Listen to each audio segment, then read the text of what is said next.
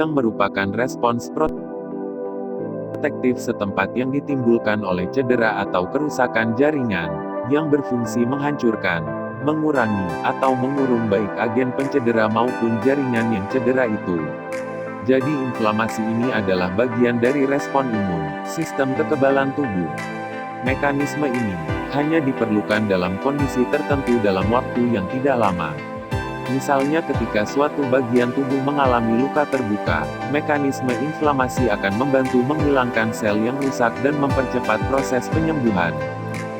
Gejala inflamasi dan infeksi ada 4 fase. Rubor kemerahan. Terjadinya warna kemerahan ini karena arteri yang mengedarkan darah ke daerah tersebut berdilatasi sehingga terjadi peningkatan aliran darah ke tempat cedera. Apa itu berdilatasi? Berdilatasi adalah proses pelebaran pembuluh darah. Kalor panas. Rasa panas dan warna kemerahan terjadi secara bersamaan, di mana rasa panas disebabkan karena jumlah darah lebih banyak di tempat radang daripada di daerah lain di sekitar radang. Fenomena panas ini terjadi bila terjadi di permukaan kulit, sedangkan bila terjadi jauh di dalam tubuh tidak dapat kita lihat dan rasakan. Rasa sakit akibat radang dapat disebabkan beberapa hal.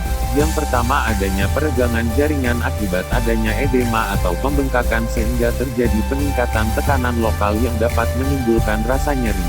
Yang kedua adanya pengeluaran zat-zat kimia atau mediator nyeri seperti prostaglandin, histamin, bradikinin yang dapat merangsang saraf-saraf perifer di sekitar radang sehingga dirasakan nyeri. Tumor pembengkakan. Gejala paling nyata pada peradangan adalah pembengkakan yang disebabkan oleh terjadinya peningkatan permeabilitas kapiler, adanya peningkatan aliran darah dan cairan ke jaringan yang mengalami cedera sehingga protein plasma dapat keluar dari pembuluh darah ke ruang interstitium. Jadi, inflamasi dimulai ketika sel tubuh mengalami kerusakan dan terjadi pelepasan zat kimia tubuh sebagai tanda bagi sistem imun. Inflamasi sebagai respon imun pertama bertujuan untuk merusak zat atau objek asing yang dianggap merugikan, baik itu sel yang rusak, bakteri, atau virus.